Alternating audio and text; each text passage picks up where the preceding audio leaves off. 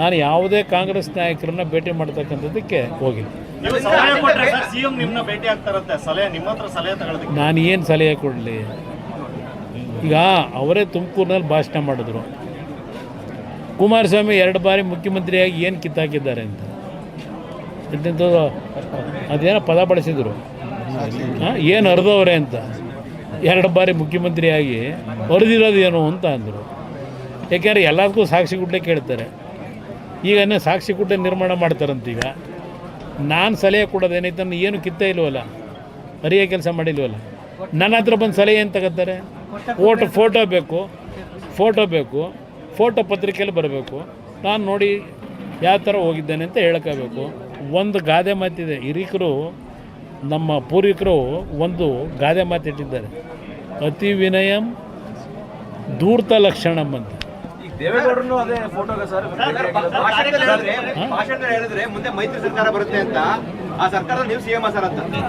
ನನಗೆ C M ಆಗಬೇಕು ಅನ್ನೋದಕ್ಕಿಂತ ಹೆಚ್ಚಾಗಿ ನನ್ನ ಜನನ ಉಳಿಸ್ಬೇಕು. ಆ ಒಂದು ಶಕ್ತಿ ಇವತ್ತು ಮೈತ್ರಿ ಸರ್ಕಾರಕ್ಕೆ ಬರಬೇಕು. ಅದು ನನ್ನ ಮೊದಲನೇ ಆದ್ಯತೆ. ಸರ್, ಈಗ ಜೆಡಿಎಸ್ ಕಾರ್ಯಕರ್ತರುಗಳಿಗೆ ನನ್ನ ಮನೆ ಬಾಗಿಲು ಯಾವಾಗಲೂ ತೆಗೆದಿತ್ತು ಅಂತ ಹೇಳಿ DK ಹೇಳಿದರು. ಅವರ 50 ವರ್ಷದಿಂದ ತೆಗೆದೇ ಇಟ್ಟವ್ರೆ ಬಾಗಿಲು. ನೀವು ಹೆಂಗೆ ಬೇಕು ನೀವು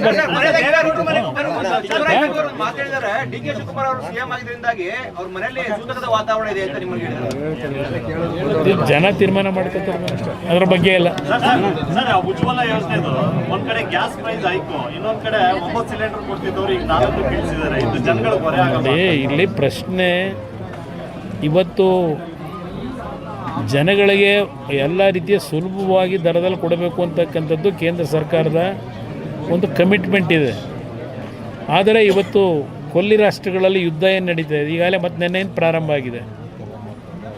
ಅದರ ಅನಿವಾರ್ಯತೆ ಇವತ್ತು ಆ ಪರಿಸ್ಥಿತಿಯಿಂದ ಇವತ್ತು ಕೆಲವು ವಸ್ತುಗಳ ಬೆಲೆ ಏರಿಕೆ ಅನಿವಾರ್ಯವಾಗಿ ಮಾಡಬೇಕು. ಅದು ಇವತ್ತು ಬೇರೆ ದೇಶಗಳಿಂದ ನಾವು ರಫ್ತೇನು ಮಾಡ್ಕೊತಾ ಇದ್ದೇವೆ, ಆಮದೇನು ಮಾಡ್ಕೊತಾ ಇದ್ದೇವೆ. ಇವತ್ತು ಬೆಲೆ ಎಲ್ಲದೂ ಜಾಸ್ತಿ ಆಗ್ತಿದೆ. ಹಲವಾರು ದೇಶಗಳಲ್ಲಿ ಇವತ್ತಿಂಥ ಒಂದು ಪರಿಸ್ಥಿತಿ ಆ ಯುದ್ಧದಿಂದ ಪ್ರಾರಂಭ ಆಗಿದೆ. ಇವತ್ತು ಕಾಂಗ್ರೆಸ್ನವ್ರು ಇದ್ದಿದ್ರೆ ಏನು ಮಾಡ್ತಿದ್ರು? ಟೀಕೆ ಮಾಡೋರು. ಇವರಿದ್ರೆ ಏನು ಮಾಡೋದು? ಈಗ ಈ ಸರ್ಕಾರ ಕಳೆದ 3 ವರ್ಷದಲ್ಲಿ ಯಾವ್ಯಾವುದಕ್ಕೆ ಎಷ್ಟೆಷ್ಟು ಬೆಲೆ ಏರಿಕೆ ಮಾಡ್ಕೊಂಬಂದ್ರೆ ಯಾಕೆ ಏರಿಸಿದ್ರು ಬೆಲೆ? ಏನು ಮಾಡಿರೋ ಸರ್ಕಾರ? ಅವ್ರಿಗೆ ಯಾವ ನೈತಿಕತೆ ಇದೆ ಹೇಳೋದಕ್ಕೆ? ಕೇಂದ್ರ ಸರ್ಕಾರ ಈ ವೆಹಿಕಲ್ಗಳಿಗೆ ಪ್ರೋತ್ಸಾಹ ಕೊಡ್ತಾ ಇದೆ, ರಾಜ್ಯ ಸರ್ಕಾರ ತೆರಿಗೆ ಜಾಸ್ತಿ ಮಾಡ್ತಾ ಇದೆ. ಅದನ್ನೇ ಹೇಳ್ತಾ ಇರೋದು. ಅದು ಅವ್ರು ಹೇಳಲ್ಲ, ಇದನ್ನು ಮಾತ್ರ ಹೇಳ್ತಾರೆ. ಗ್ರಾಮದಲ್ಲಿ